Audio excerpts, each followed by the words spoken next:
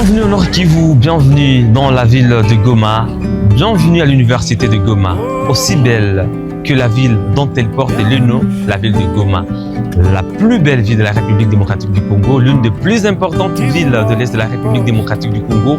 Aujourd'hui, nous venons à la rencontre non seulement des belles infrastructures de l'université de Goma, des laboratoires, mais également d'un homme qui porte la vision de la nouvelle université de Goma, le professeur Muindo Mwanda, le recteur de l'Unigom, qui est à la tête de cette grande université de la région depuis maintenant 4 ans.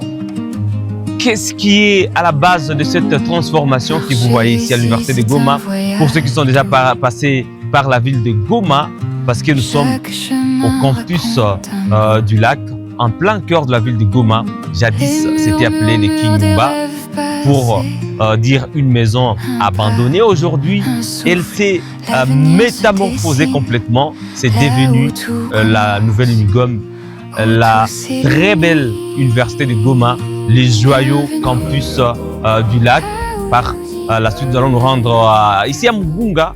C'est au campus du lac Vert également. Nous sommes au quartier lac Vert, en commune de Goma. 2 campus, mais une seule réalité. Une grande transformation, une métamorphose en 4 ans seulement. Découvrez la nouvelle université de Goma, découvrez les cliniques universitaires de l'université de Goma, découvrez les laboratoires modernes par faculté. Chaque domaine aujourd'hui a son laboratoire avec une expertise sans précédent. Madame, Messieurs, bienvenue à la grande et à la nouvelle université de Goma. Voilà, ça y est, nous l'avons l'interview avec le recteur de l'université de Goma. C'est un honneur, un plaisir d'être reçu au rectorat de l'Unigom. Surtout dans ce bâtiment complètement métamorphosé, nous allons découvrir le secret de cette transformation ensemble avec vous. Nous sommes avec le recteur de l'université de Goma, le professeur Muindo Mwanda. Monsieur le professeur, merci beaucoup de nous recevoir et bonjour. Merci à vous d'être venu me rendre visite, surtout de venir poser vos questions de curiosité, parce que l'université se transforme. Il fallait 4 ans après votre installation à l'université de Goma, il s'est passé beaucoup de choses, des transformations en tout cas que nous sommes venus constater de nous-mêmes, des infrastructures nouvelles, des bâtiments transformés, des laboratoires. La première question de curiosité, c'est quoi le secret de cette transformation? Il n'y en a pas. Il n'y en a pas et il n'y a aucun miracle qui a été opéré ici. Nous avons rencontré le même nombre d'étudiants qui ont continué à payer les mêmes frais. Seulement que les frais ont été affectés pour les causes pour lesquelles ces frais ont été payés. C'est tout. Donc il suffit d'un peu de volonté et d'un peu de transparence pour que les choses aillent bien. Il n'y a pas de financement comme d'aucuns peuvent le Et c'est pour cela que je me dois encore de vous remercier d'être passé, parce que cette transformation a été l'objet de beaucoup de commérages, de personnes mal intentionnées. Mais c'est parce que ces personnes voulaient cacher mal le fait qu'elles ne comprenaient pas comment est-ce que les choses peuvent changer. Et ces personnes cachent mal, à mon avis, ce pessimisme qui caractérise le Congolais, qui ne croit pas en lui-même. Et puis c'est cet esprit plaintif qui caractérise aussi le Congolais qui, lorsqu'il ne réussit pas à mettre la peinture sur sa maison, alors c'est la faute au Rwandais, c'est la faute aux Belges, c'est toujours la faute aux autres, jamais à lui-même. Parce qu'on se poserait la question, vous avez étudié ici? Bien sûr. Qu'est-ce qui vous empêchait de peindre les murs de votre université? Qu'est-ce qui vous empêchait de construire les toilettes? Qu'est-ce qui vous empêchait avec les $100 que l'étudiant paye pour les laboratoires d'en acheter? Rien du tout. Vous ne vouliez pas. Vous vous battiez selon les lignes tribales, politiques. Vous passiez le temps en train de vous battre pour rien. Et puis dans l'entretemps, vous vous mettiez vous-même en difficulté. Tout ce que nous avons fait, c'était être le plus transparent possible et utiliser l'argent payé par les étudiants pour que l'eau transforme l'université. Tenez, pour que vous ayez les chiffres. Mais que ce ne soit pas un secret. Nous avons fait une visite guidée des campus de Lac Vert au Kinyumba transformé. C'est pourquoi on parle de la nouvelle Unigom. Mais ce qui frappe aux yeux, c'est ces cliniques universitaires. Attendez, je voudrais y arriver. Je voudrais vous donner les chiffres. Ah oui, si vous avez 6 000 étudiants comme il y en a toujours eu à l'Union. C'était dans les 5000 avant. 4000. Bon, parce qu'il n'y avait pas un système numérisé comme aujourd'hui qui nous permet d'avoir l'exactitude sur ça. On pouvait en avoir plusieurs, mais les désordres faisaient que l'on ne pouvait pas maîtriser les effectifs. Mais là, nous savons que c'était 6 000, même peut-être plus. Si vous avez 6 000 étudiants qui payent $30, ça fait combien? Ça fait 180 000, n'est-ce pas? L'année. En 3 ans? Non, en 2 ans, ça fait 360 000. Bon, à 4 ans, les années que je vais passer ici, c'est presque un demi-million, non? Bien. Allons de l'autre côté. Si vous avez 2100 étudiants en moyenne en faculté de médecine, qui payent $100 chacun pour les frais des laboratoires, ça fait combien? Ça fait 210 000 chaque année. Multipliez ça par 4 si vous n'irez pas vers 810 000. Ajoutez-y le demi-million Les frais de construction. Eh bien, vous êtes déjà au-delà d'1 million, non? Ici, la ferme d'application et de recherche du domaine des sciences agronomiques, c'est l'un des domaines en tout cas clés de l'université de Goma qui a produit des ingénieurs agronomes reconnus partout en RDC qui font du bon boulot, notamment dans les organes des Nations Unies. Ah ok. Bon. On a parlé du domaine d'agronomie, donc au campus du Lac Vert, c'est la pratique. Les étudiants apprennent la pratique et cultivent déjà. Je ne sais pas, ça c'est un jardin ou comment ça s'appelle? Bah, en fait, c'est un jardin fourragère. Bon, ici, là, les tripsa comme l'axum, souvent on les appelle des herbes en éléphant. Ah ok, déjà. Oui, c'est les frères de maïs. Et si tu vois... Ce ne sont pas des maïs? Non, non, ce sont les frères de maïs. C'est souvent, science, on les appelle comme ça. Et ça produit quoi comme... Bon, souvent, chez nous, ici, ce sont des herbes fourragères. On leur donne des râpés. Bon, les cochons d'Inde, les cobayes, tout ça. Et tout ce que vous produisez ici, ça... Vous vendez à la communauté ou c'est juste ça sert de pratique? Bon, ça sert à des pratiques ici chez nous. Vous ne vendez pas, j'ai vu même des poussins. Ah bon, pour les cas de poussins, bon, celui qui en a besoin, on peut le donner, mais pour les cas de fourrage, ça nous concerne nous-mêmes ici pour nos bétails. Pour la pratique. Ouais. Et c'est quoi la différence entre la méthode d'enseignement aujourd'hui à l'université de Goma et celle ancienne où on ne voyait pas tout ceci au centre campus, on s'est limité aux théories. Vous, personnellement, comment vous appréhendez la nouvelle méthode? Ah bah, personnellement, vraiment, je dis vraiment grandement merci au recteur de l'université de Goma. Bon, parce que nous sommes en train de marier nos théories à la pratique. Vraiment, je vois qu'il y a beaucoup de changements. Vraiment, on a tous les animaux, si possible, qui peuvent nous servir pour les cas de pratique. Vraiment, on a tout. Je vois ça aussi de l'autre côté. Bon, de l'autre côté, des légumes ou quoi? Bon, de l'autre côté, je peux dire que ce ne sont pas des légumes. Et ce sont des mêmes familles avec les tripsa, comme on les appelle souvent des pensetum purpureum. Oh. En français, on les appelle herbes en éléphant. En français simple pour les élèves, bon, on les appelle les roseaux. Ah, les roseaux. Oui. Alors, ça sert à quoi aussi? Bon, ce sont des herbes fourragères, c'est l'herbe préférée du cobaye. Ah, ok. Oui. Ok. Et vous avez le cobaye ici? Oui, les cobayes sont là. Je vais vous montrer. Chez nous, on ne parle pas beaucoup, mais ce sont les actes qui parlent. Ok, on va voir. Et ça sont des Pensetum purpureum. Moi, j'ai parlé de canne à sucre. Non, non, ce ne sont pas des cannes à sucre. Bon, ça ressemble à des cannes à sucre. Ok. Ouais. Oh. Et ça produit quoi aussi? Bon, ça produit souvent des roseaux pour les cas de construction. Okay. Chez nous ici, bon, on les utilise comme des fourrages. Ah, ok. C'est très, très intéressant. Hein. Et ça, ce sont des hippomées à patatas. On les utilise toujours comme des herbes en éléphant. Ok. Bon, ça ne produit pas de patates douces? Ah, bon, non. Ce sont des herbes fourragères. Bon, quelqu'un qui n'a jamais vu ça, il peut croire que ça donne des tubercules à l'intérieur, mais il n'y a rien. Ok, je peux voir les cobayes? Là, bon, les cobayes, pas de soucis. Ok. En tout cas, ici, il y a tout. Hein. Ça, c'est la nouvelle Unigom. Bon, bienvenue. Oh, on ne parle pas trop, mais... Ah non, non, ici, on ne parle pas trop, mais ce sont les actes qui parlent. Ah, c'est très Les intéressant. cobayes sont là. Oh. Ok. On a ici, il y a des races améliorées.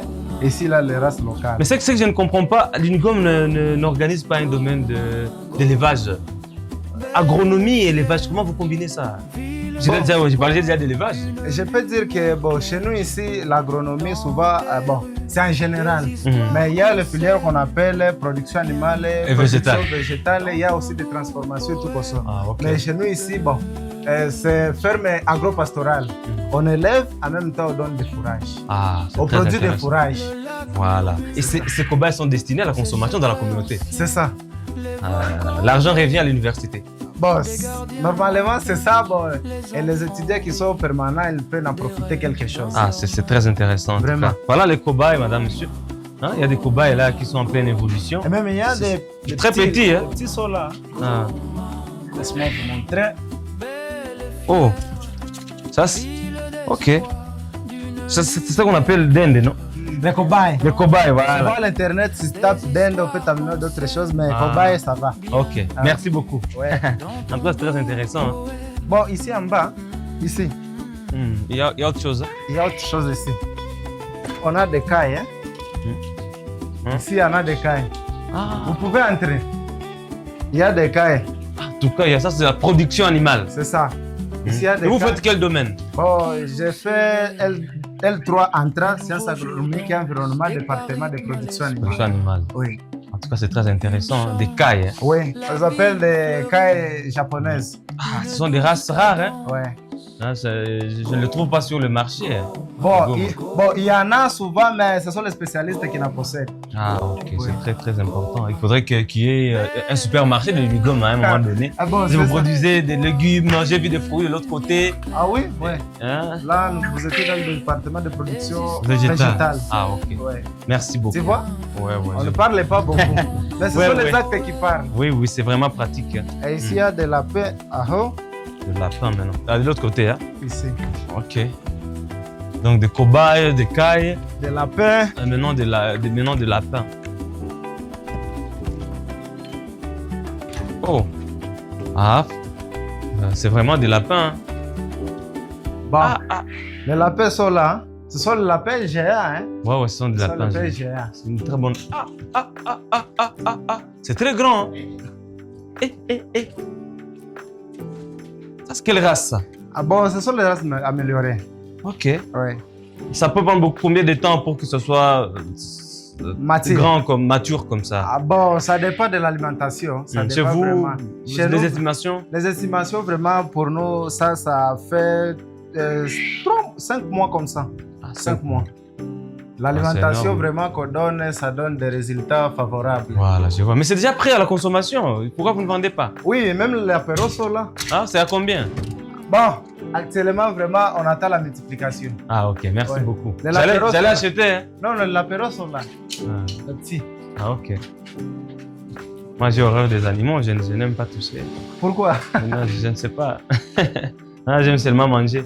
Il y en a. Ah, ok. En tout cas, c'est une race extraordinaire. Bon. Tout ça, c'est l'Unigo. Merci beaucoup, mon frère. Effectivement, merci aussi pour la visite. Nous sommes trop à joie. Bah, je peux conseiller d'aller nous aider à faire des publications. Bah, à l'Université de Goma, on forme des praticiens. Des zootechniciens, des vrais zootechniciens, vraiment. Oui, oui. C'est ça. Merci beaucoup. Après avoir visité le département de production animale du domaine de sciences agronomiques à l'Université de Goma, voici maintenant ce domaine pour la production végétale. Je ne sais pas si nous aurons quelqu'un pour nous faire les mêmes explications, mais quand même, vous allez découvrir de vous-même qu'à l'Université de Goma, c'est plutôt la pratique au sein même du campus. Donc, ce n'est pas un champ éloigné ou une réserve à côté, mais c'est au sein même du campus. Donc, les étudiants apprennent la théorie en même temps, pratique ici. Voilà, il y a des légumes un peu partout. Je ne saurais pas expliquer les termes scientifiques, mais quand même, l'idée c'est de vous faire voir qu'au sein même du campus du Lac Vert, il y a des jardins d'apprentissage et de pratique. Voilà, je vois la tomate qui est en train de pousser ici. Hein? Caméraman, ça c'est la tomate. Hein? C'est la tomate au milieu des amarandes. En tout cas, ça c'est la tomate qui est en train de pousser ici.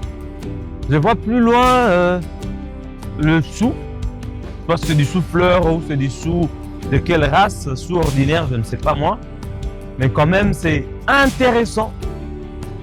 C'est intéressant ce qu'il y a au sein du campus du Lac Vert, de l'Unigom. En tout cas, c'est la nouvelle Unigom. Ça, c'est du chou. Ça, c'est du chou. C'est très impressionnant, très intéressant. Voilà, il y a du chou un peu partout là. Un peu partout là. Et comme le recteur nous l'expliquait, le caméraman, c'est le pourtour. Donc, quand on a débuté les travaux de construction sur ces campus, on avait commencé par faire ces pourtours. C'est comme de salles de classe, mais ça servait aussi de clôture. Hein. Ça servait de clôture et c'est maintenant au milieu qu'il y a des bâtiments quand même, des campus. Je peux en compter 1, 2, 3 et de l'autre côté 4.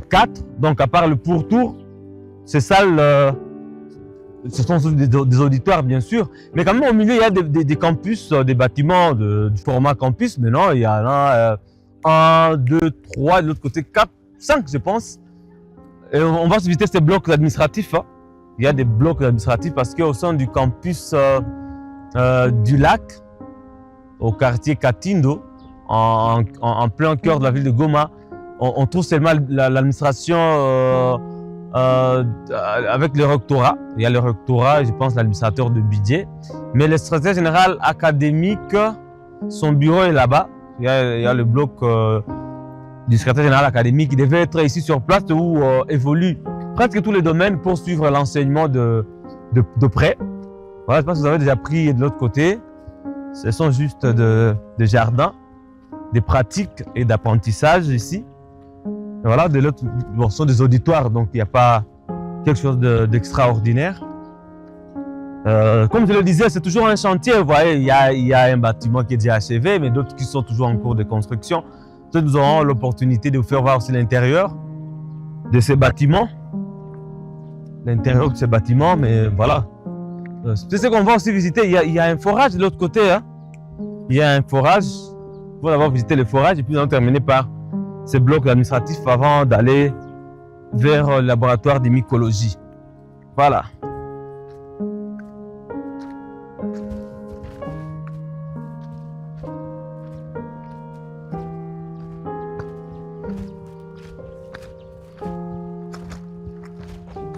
Voilà, un peu partout là, il y a aussi les tomates de l'autre côté, les choux là-bas.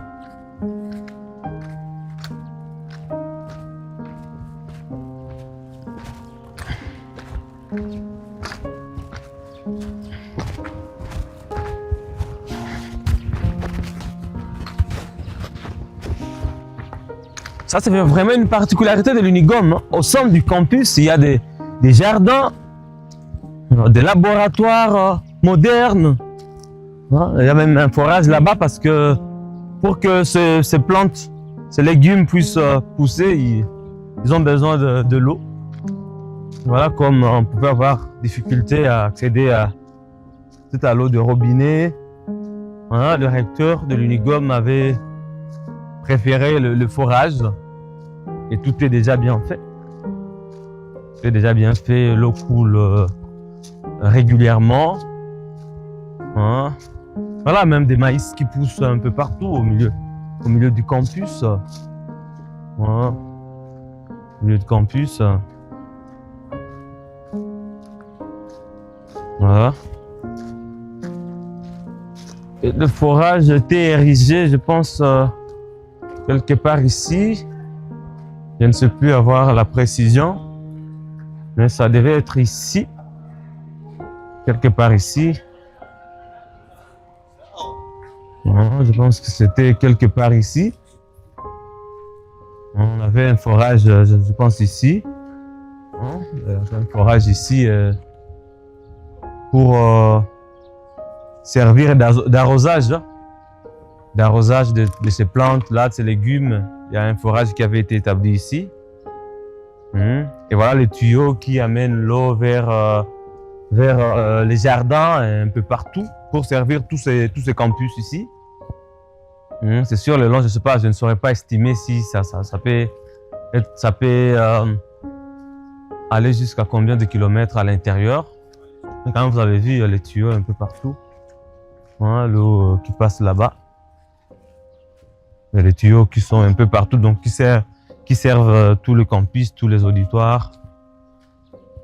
Voilà. Il y a aussi des lampadaires. Il y a aussi des lampadaires un peu partout. Non, là, on prend la route vers le laboratoire de mycologie. Voilà là où on produit des champignons. Avant de terminer par les blocs administratifs. Qu'est-ce qui peut empêcher? C'est la preuve qu'avec $1 million, on peut mettre en place autant de... Mais bien sûr. Mais non, il y a des infrastructures qui peuvent être des financements propres, hein, parce que il est difficile de les mettre dans la logique des marchés publics-privés. C'est comme les auditoires, les bureaux, les équipements de bureaux, les équipements des auditoires. C'est compliqué. Mais si vous voulez construire un home pour étudiants, c'est pas nécessaire de prendre l'argent du pauvre parent, parce que vous pouvez prendre un investisseur qui loge les étudiants dans les homes qu'il a construits et l'université signe avec lui un partenariat. Et attention, c'est pas l'université qui signe avec lui un partenariat lorsqu'il s'agit d'une université publique, c'est le ministère qui signe avec lui un partenariat. Et si vous allez en agronomie... Enfin, ici, c'est le laboratoire de mycologie. Nous sommes enfin au laboratoire de mycologie. C'est pas déjà la première question de curiosité, c'est quoi la mycologie? Le professeur Rizimbe Claude. Alors, la mycologie, c'est la science des champignons. Ah, ok. C'est une science des champignons très complexe et qui inclut plusieurs branches. C'est notamment, par exemple, la branche des mycicultures. Voilà, ça inclut la branche d'études des champignons phytopathogènes. Ça inclut la branche des champignons qui est dans l'adaptation des plantes. C'est notamment les champignons mycorhiziens. Ça, c'est dans le laboratoire. Hein. Oui, ça c'est... Bon, on a une cuisine que vous n'avez pas de visiter, mais ça c'est le laboratoire, les gros. On a les flux laminaires pour nous faciliter pour l'asepsie. Ça, ce sont des semences de la première génération qui sont en progrès. C'est des pleurotes. Les pleurotes sont en progrès, alors après on les incube pour accélérer leur croissance. On a un incubateur, son rôle c'est pour accélérer la croissance.